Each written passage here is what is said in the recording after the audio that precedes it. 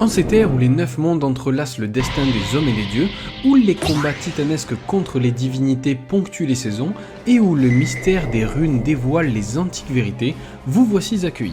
Parmi les innombrables entités, seules quelques-unes portent véritablement l'éclat des étoiles et le souffle du vent du Nord, véritable force primordiale. En ce royaume de mythes et de légendes, les hiérarchies sont tissées dans les trames du temps, les croyances façonnées dans la réalité, et le fardeau pèse tel des montagnes gigantesques. Suivez-moi afin d'escalader les sommets d'Asgard, explorer les abîmes de Niflheim et parcourir les branches d'Yggdrasil. Levez donc bien haut votre corps de guerre, récupérez votre grimoire magique et aiguisez votre hache car la vidéo débute maintenant. N'hésitez pas à suggérer d'autres mythologies dans les commentaires pour que je puisse les aborder dans de futures vidéos. Et surtout laissez un énorme pouce en l'air afin de rendre honneur aux sages des 9 mondes. Voici les 10 dieux les plus puissants de la mythologie nordique. Frigg, reine des dieux et gardienne du destin. Au sommet du panthéon nordique trône la majestueuse Frigg, la déesse mère et la reine des dieux. Elle est l'épouse d'Odin, le chef des dieux suprêmes, qui arrivera plus tard dans ce top. Frigg incarne la sagesse, la maternité, la famille et la destinée. Son influence s'étend bien au-delà de l'Olympe nordique, car elle est considérée comme la gardienne du destin pour tout l'univers. Frigg est souvent représentée avec une aura de sérénité et de majesté. Une figure maternelle enveloppante qui veille sur tous les dieux et tous les mortels. Son pouvoir réside dans sa capacité à prévoir l'avenir. Elle détient les clés du destin de chacun, y compris celui des dieux eux-mêmes. Cependant, elle garde jalousement ses secrets et ne les partage qu'avec les dieux les plus importants du panthéon nordique, et même Odin doit la consulter pour obtenir les informations sur l'avenir. Enfin, pas systématiquement, vous verrez.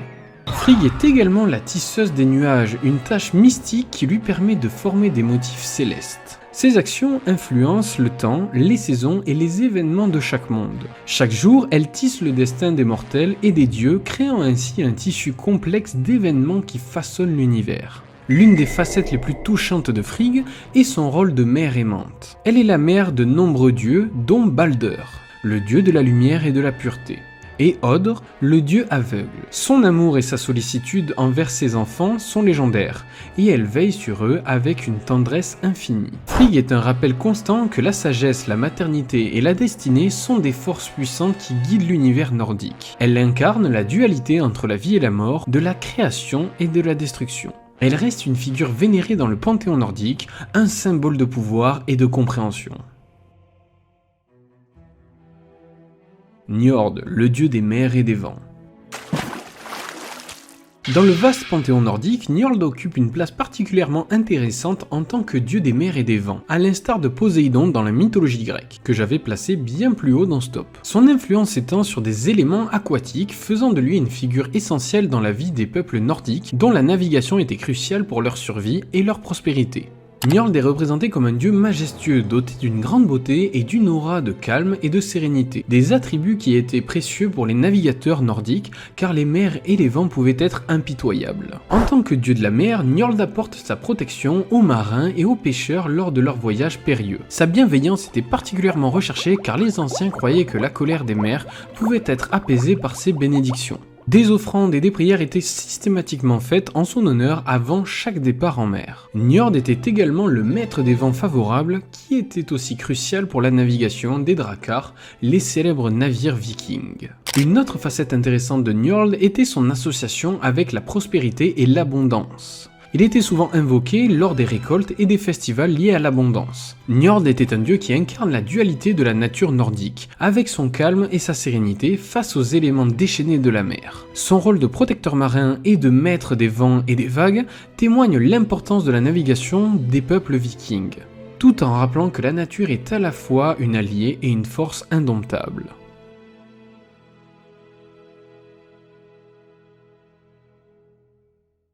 Balder, le dieu de la lumière et de la pureté. Parmi les dieux nordiques, Balder occupe une place spéciale en tant que dieu de la lumière, de la beauté et de la pureté. Il incarne des qualités qui étaient hautement valorisées dans la mythologie nordique et parmi les peuples scandinaves, faisant de lui une figure acceptée et respectée. Balder est généralement décrit comme un dieu d'une beauté incomparable, avec des cheveux dorés qui rayonnent comme le soleil, un charisme qui attire naturellement les autres dieux et déesses. Sa lumière intérieure est tout aussi éblouissante que sa beauté extérieure, car il est considéré comme le dieu de la pureté et de la bonté. L'une des légendes les plus célèbres associées à Balder est celle de sa protection contre tous les dangers, sauf un. Sa mère, Frigg, la reine des dieux, a obtenu la promesse de toutes les créatures et éléments de ne jamais nuire à son fils. Cependant, elle omit de demander la promesse au gui, pensant que c'était une plante inoffensive. Le malin Loki a alors utilisé le gui pour fabriquer une flèche, qui a finalement causé la mort tragique de Balder. C'est l'histoire résumée, mais je vous propose de consacrer une vidéo entière à cette histoire afin de rentrer plus en détail dans cette légende. En gros, la mort de Balder a été un événement dévastateur dans le panthéon nordique, car il incarnait la lumière et la pureté dans un monde souvent dominé par les violences et les conflits. Sa mort a symbolisé la fragilité de la vie et de la vulnérabilité, même pour des dieux. Les dieux ont cherché à ramener Balder de l'au-delà et cette quête a été au cœur de nombreuses sagas nordiques. Balder est également associé à la renaissance et à la résurrection car il est revenu à la vie après la mort, symbolisant l'espoir et la lumière qui peuvent surmonter les ténèbres. Cette histoire a renforcé son rôle en tant que dieu pur et lumineux. Balder est devenu un symbole de renouveau et de capacité à surmonter l'adversité. Hel, la gardienne des morts. Eh bien les amis, si on parle de mythologie nordique, il y a bien un personnage qui fout la chair de poule à tout le monde. Hel. C'est la gardienne des morts et du monde appelé Helheim, le lieu où résident tous les défunts. Un coin glacial et sombre, un peu comme les enfers dans la mythologie grecque. Maintenant que ça s'est dit, il faut savoir que Hel n'est pas le fruit d'une union banale. En fait, elle est l'enfant de Loki, le maître des coups tordus et du chaos, avec la géante Angbodda. Du coup, en raison de ses origines mixtes, son apparence est décrite comme étant à moitié vivante et à moitié morte. Son visage est d'une beauté inquiétante, tandis que le reste de son corps est un cadavre en décomposition. Cette dualité physique la représente parfaitement, elle est dans son rôle de gardienne des morts, inquiétante et douloureuse. Quand les âmes débarquent en Helheim, elles sont confrontées à un jugement sévère. Elles décident du sort de chaque âme en fonction de sa vie passée. Les âmes des combattants peuvent espérer être accueillies au Valhalla, le paradis des guerriers, par Odin. Cependant, pour la plupart, le destin est sombre. Elle assigne souvent des âmes à des sections de Helheim, où elles mènent une existence morne et dépourvue de joie. L'un des aspects les plus intrigants de Hel est sa neutralité imperturbable. Contrairement à d'autres dieux nordiques qui s'impliquent souvent dans les affaires mortelles, elle reste en grande partie détachée du monde des vivants. Elle se concentre sur ses devoirs de gardienne des morts, assurant que l'ordre dans le royaume est maintenu. La mythologie nordique dépeint Hel comme une entité inéluctable, intransigeante dans sa fonction de guide des âmes vers l'au-delà. Elle incarne la réalité incontournable de la mort, une force implacable qui touche tous les êtres vivants. Cela rend Hel à la fois effrayante et respectée, car même les dieux ne peuvent échapper à son jugement. Bien que Hel soit rarement invoquée ou vénérée de manière active par les mortels, son rôle dans la mythologie nordique met en lumière la philosophie des anciens Scandinaves sur la mort en tant que passage inéluctable vers le royaume inconnu. Elle rappelle que la vie et la mort sont des éléments étroitement liés à la toile de la destinée, et que chaque être doit finalement faire face à elle, la gardienne des morts. Tyr, le gardien des serments. Tyr, begone.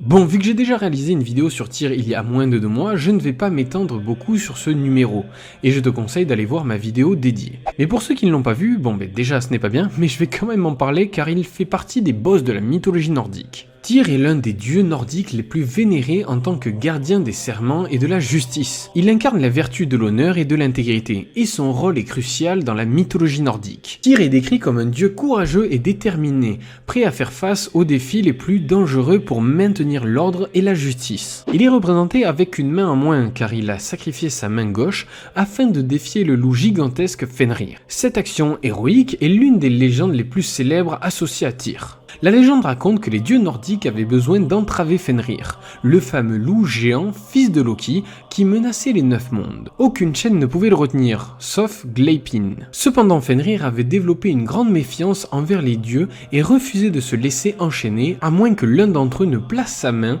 dans sa gueule en signe de confiance. Seul Tyr a eu le courage de le faire, sachant qu'il existait une grande possibilité pour qu'il perde sa main. Cette légende met en évidence l'importance des serments et de la loyauté pour Tyr. Il avait juré de maintenir l'ordre et la justice, même au prix de sa vie ou de son corps. Sa main sacrifiée est un symbole de son engagement envers ses valeurs, et elle rappelle aux mortels et aux dieux la nécessité de respecter leurs promesses. Tyr est également considéré comme le dieu guerrier juste, en opposition à l'aspect brutal de la guerre représenté par Odin ou Thor. Il encourageait la résolution des conflits par la diplomatie et la médiation, plutôt que par la force. Son rôle en tant que gardien des serments signifie qu'il veillait à ce que les accords soient respectés et équitables. Dans la vie quotidienne des anciens Scandinaves, Tyr était vénéré lors des négociations et des accords juridiques. Les serments faits en son nom étaient considérés comme inviolables et quiconque les enfreignait était soumis à sa colère.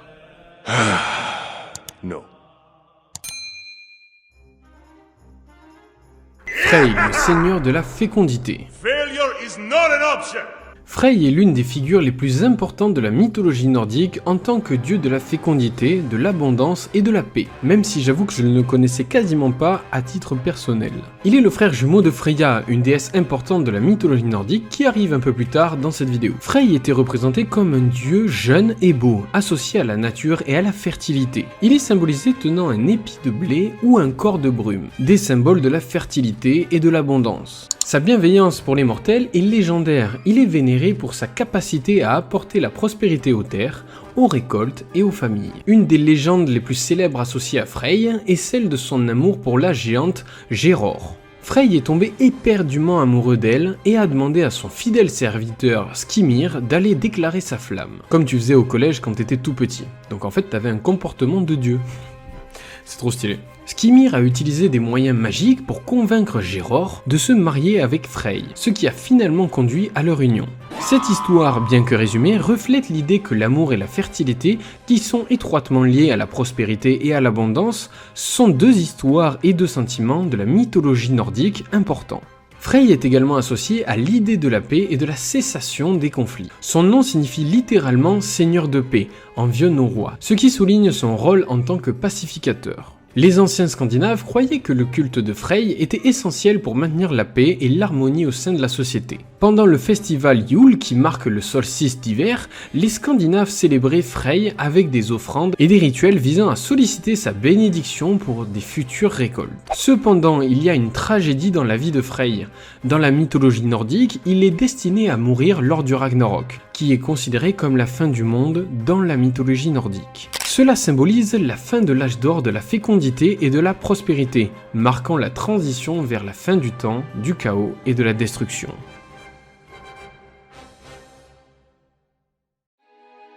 Freya, la déesse de la beauté et de la magie. Freya. Dans l'ensemble, Freya est une déesse complexe qui incarne de nombreux aspects de la vie, de la beauté et de la magie. Sa dualité en tant que déesse de l'amour et de la guerre, de la fertilité et de la magie en fait une figure fascinante de la mythologie nordique qui continue d'inspirer les gens aujourd'hui. Elle est le symbole de la beauté intérieure et extérieure, de la passion et de la puissance. Elle reste l'une des déesses les plus aimées et vénérées du panthéon nordique. Elle est souvent considérée comme la déesse principale aux côtés de Odin. Freya est décrite comme une femme d'une beauté époustouflante avec des cheveux d'or et des yeux étincelants. Elle est la fille de Njord, le dieu dont Val vous a parlé un petit peu plus tôt. Elle est associée aux éléments de l'eau et de la nature par le biais de son père. L'une des caractéristiques uniques de Freya, c'est sa capacité à pratiquer la magie, en particulier la séhidre. C'est une forme de magie chamanique nordique associée à la divination et à la transformation. Elle est la gardienne du Brisingamen, un collier d'une grande valeur qui représente la beauté et le pouvoir. L'amour et la passion sont des éléments centraux de la personnalité de Freya. Elle est associée à des contes d'amour, de romance et de séduction. Cependant, elle est aussi une déesse guerrière capable de se battre avec bravoure aux côtés des autres dieux lorsque c'est nécessaire. Un aspect intéressant de Freya, c'est son rôle dans la mythologie nordique en tant que déesse de la résurrection. Elle a le pouvoir de ramener les morts à la vie, une compétence qui lui a valu une grande vénération et qui témoigne de son rôle en tant que déesse de la régénération. Freya est parallèlement liée au chat qu'elle affectionne particulièrement. D'ailleurs, elle peut se métamorphoser en un de ses félins majestueux à volonté. Les chats étaient considérés comme sacrés pour elle et elle était souvent associée à la magie ou à la protection. Thor, le seigneur du tonnerre et dieu de la foudre. Thor! Thor, le fameux dieu de la guerre, l'icône de la pop culture par le biais de Disney, l'un des leaders des Avengers. Mais ce Thor-ci est différent. Thor est l'une des figures les plus puissantes et emblématiques de la mythologie nordique.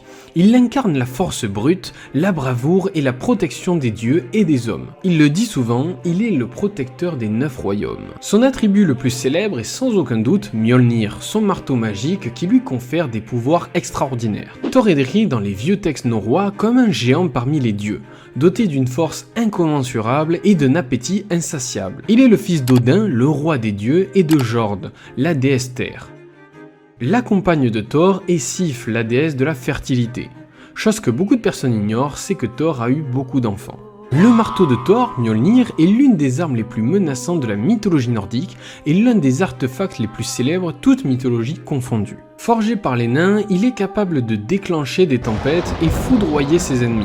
Mjolnir revient toujours dans la main de Thor après avoir été lancé, ce qui en fait une arme redoutable dans les combats contre les géants et les forces du chaos. Thor est souvent impliqué dans des aventures où il affronte des créatures mythiques, des géants et d'autres ennemis des dieux. Malgré sa force et sa bravoure, Thor n'est pas dénué de défauts.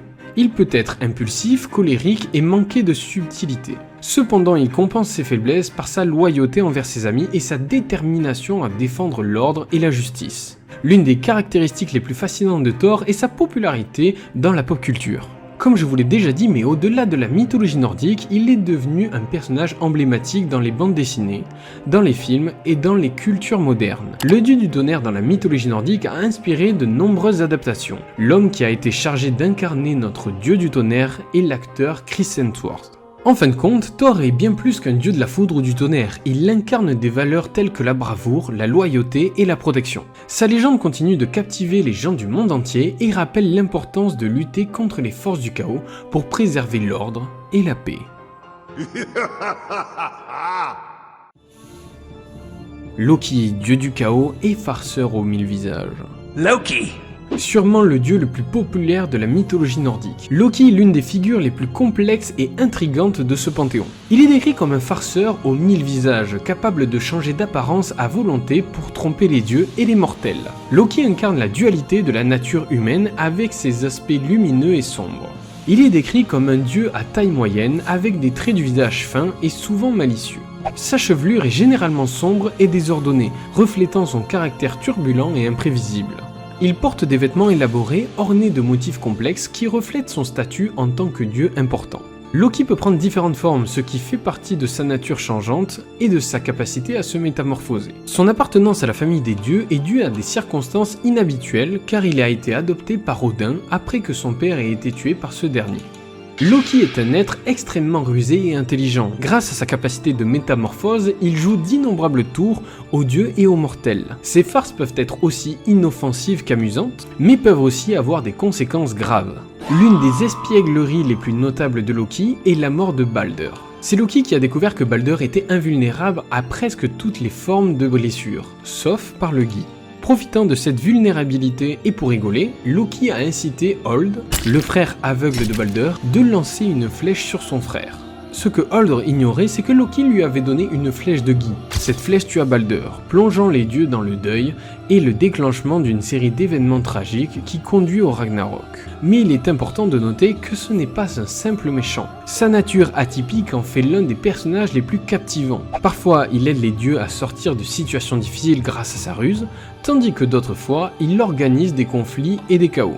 Loki incarne la dualité de la nature humaine et la notion que le bien et le mal peuvent coexister en chaque être. Il est le farceur qui provoque le rire et le trouble-fête qui engendre la discorde.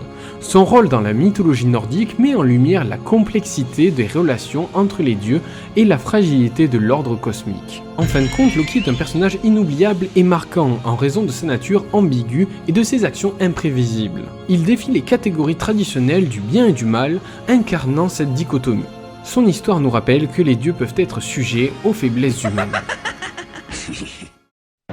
Odin, père de toutes choses. Odin! For Asgard! Dans les brumes éternelles des temps anciens surgit Odin, le père souverain des dieux nordiques, la figure éminente et envoûtante de la mythologie des glaces éternelles. Il trône au sommet des divinités, il est le maître de la sagesse, le maître des champs de bataille, le maître des arts et de la plume, et le maître des mystères magiques. Sa quête insatiable de savoir et de puissance le porte à travers les 9 mondes d'Yggdrasil, l'arbre-monde majestueux. Odin se dresse tel un titan gigantesque drapé d'un manteau opulent, un chapeau à bord large et un regard perçant. Il offrit d'ailleurs un de ses yeux en sacrifice pour accéder à la sagesse et à la connaissance, forgeant ainsi sa légende. Ses compagnons de légende sont les corbeaux Ungin et Munin, appelés respectivement pensée et mémoire, qui sillonnent les 9 mondes, rapportant les précieuses vérités à Odin. Pour étancher sa soif insatiable de connaissances, il buva l'eau du puits de Mimir, gardien de la sagesse infinie. Il traque aussi les runes secrètes, source de magie ancestrale, lui conférant la maîtrise des arcanes runiques. Sa quête implacable le pousse à travers les âges à la recherche des clés des mythes cosmiques. Mais Odin est aussi le maître de la guerre et de la mort, guidant les valeureux guerriers au Valhalla. Avant les batailles, il est invoqué, conférant force et audace aux guerriers vikings. Il n'est cependant pas que le dieu de la guerre, mais aussi le dieu de la justice, au même titre que Tyr, veillant à l'ordre dans les mondes infinis. La poésie et l'art créatif sont sous l'égide d'Odin.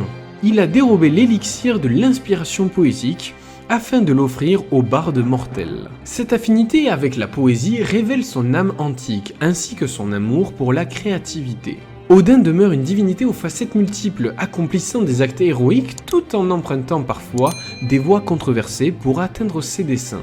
Son essence énigmatique et son aspiration à déchiffrer l'univers en font une figure incontournable de la mythologie nordique.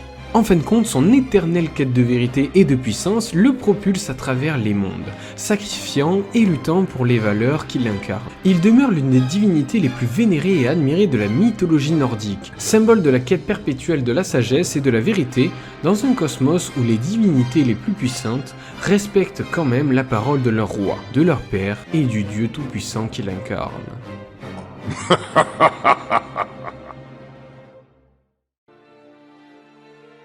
Bonjour à vous et merci Val pour l'invitation. Petite présentation rapide, je m'appelle Ellie et je m'occupe de la chaîne YouTube Terre Onirique, sur laquelle je parle de mythologie, de légendes, d'histoire, mais aussi de légendes urbaines et de contes. Dans mes vidéos, je montre l'impact des anciens mythes sur notre culture moderne. Je suis ce qu'on appelle une VTubeuse, c'est-à-dire que j'utilise un petit avatar animé pour me représenter. Et pour finir, je suis également sur Twitch un soir sur deux pour des petites sessions jeux, seul ou avec des amis. Et en ce moment, c'est surtout sur GTA RP.